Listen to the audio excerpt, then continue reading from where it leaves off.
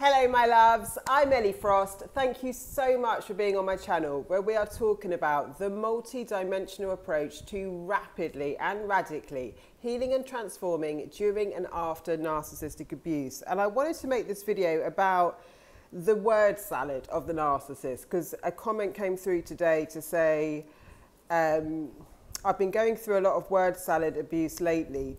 Do you have any videos on the psychic aspect of the word salad and crazy making tactics they use to try to get you to lose your cool?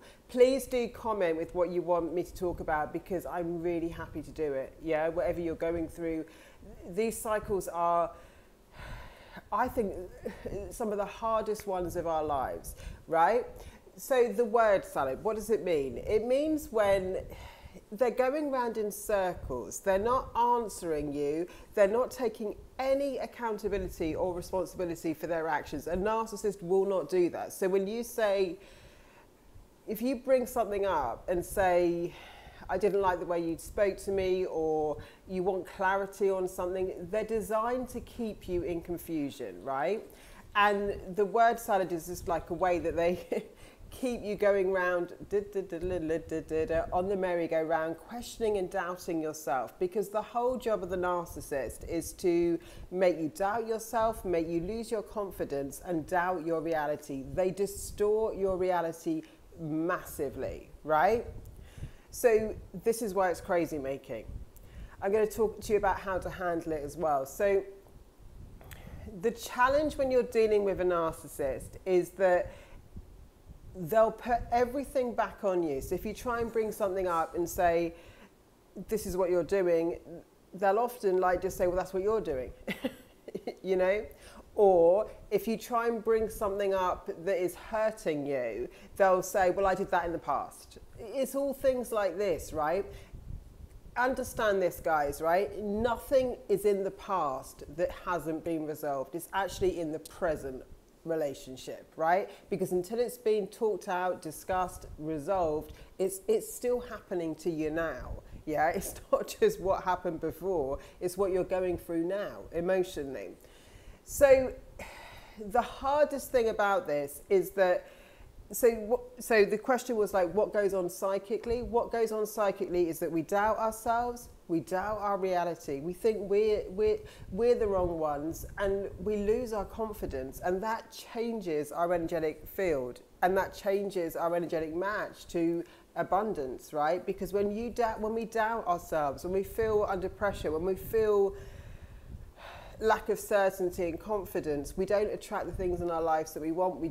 We feel very down on ourselves. What I've noticed about doing this work with a lot of people is that the amount of blame we put on ourselves. I know this is my story, you know, like people treated me terribly, really mistreated me, and I would not stop blaming myself, looking for what I did wrong, and if I put a boundary in, I was punished, and then I felt even worse about myself, right?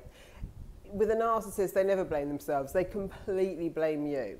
So the word salad is crazy making, but what's going on psychically is that you just don't trust yourself anymore, right? So remember I talked to you guys about like the subconscious programs they put in your mind, right?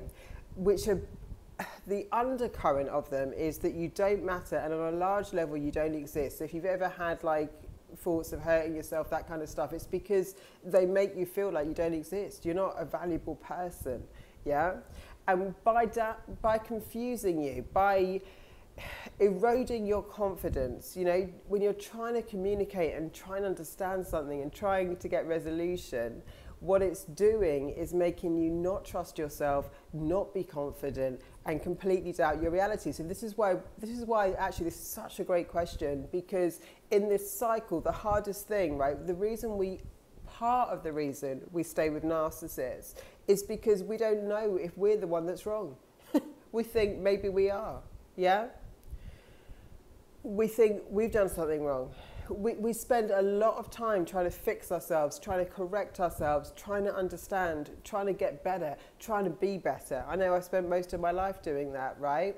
Not realizing that I'm dealing with someone who is literally committed to confusing me, distorting my sense of reality, not validating me at all. So they will not validate what you're experiencing, yeah? And that is a way to make someone go absolutely mad, because there's nothing more crazy for our human mind than being told that how we see things, how we experience things isn't true, yeah?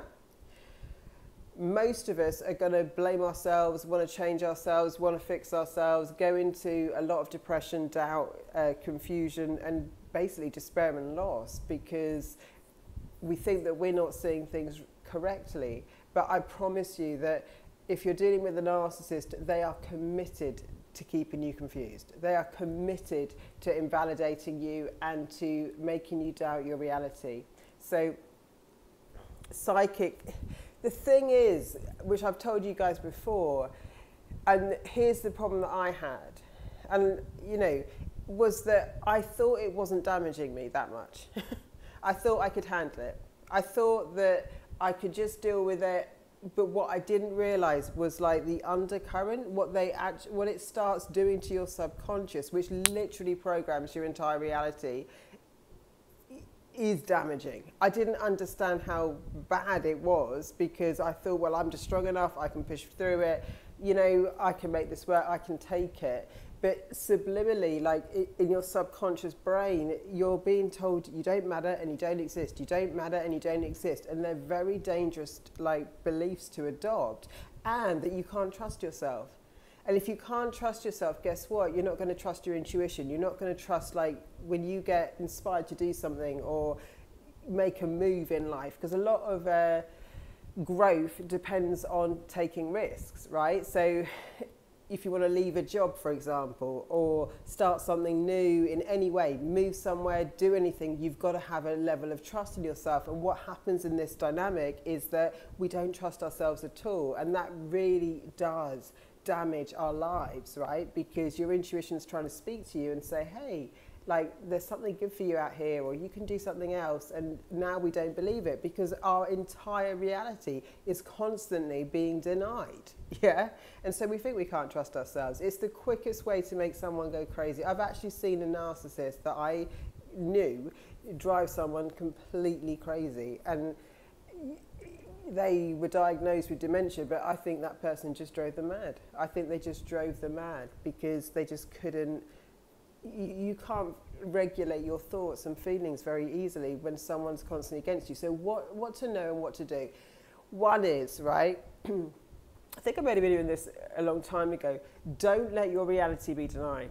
It still is real, right? You're experiencing it. No one gets the right to take away the truth that you're experiencing. It can be really hard to not think that we're the problem. It can be really hard to believe in ourselves, right? When no one's actually giving you validation and proof of that. So coming back, reflecting, contemplating, knowing what happened, repeating it to yourself, that can help. But these things do destroy your confidence. So just know if someone's keeping you in confusion, someone's like not validating what you're going through, or kind of dismissing it, or thinking you should just be different, get over it, not be allowed to express yourself, these are massive red flags. And I know that a lot of us are stuck with these people for a long time, and so it's not as easy as just saying, well, I can see this person's as toxic. Like, if you're here on this channel, I guess you already know that, right? But protecting yourself means don't give them a lot of details of your life. Don't expect them to validate you. So I wouldn't like share too much, because the minute they see our trauma, it's like an open wound to a vampire. It's like that's what they're going to feed off. The minute they, you know, I've literally bled out in front of people by sharing my truth, what I was going through, my pain and hurt, and those people were the ones that exploited me the most, yeah? So until we know someone's really safe, it's best not to share that. You know, I talked about like when we emotionally vomit, and I know why we do it. I've been like that a lot of my life when I've been hurt, because we just want connection, we just want care, we just want someone to understand us. But until we know someone's safe, it's just, it could be even worse, because when you share something, this is how trauma bonds start, when you share something very intimate with someone, or very traumatic, or very relevant to you, like, we automatically feel a sense of connection to that person. Not that they've earned it, just that because it's kind of an intense thing that we've shared, right? So we get bonded to them, we feel bonded to them. But if they're an abuser, which, I mean, I saw Dr. Amini said she thinks 1 in 5 people are narcissists, like, they're gonna exploit you on it. It's just awful, but they are. So keeping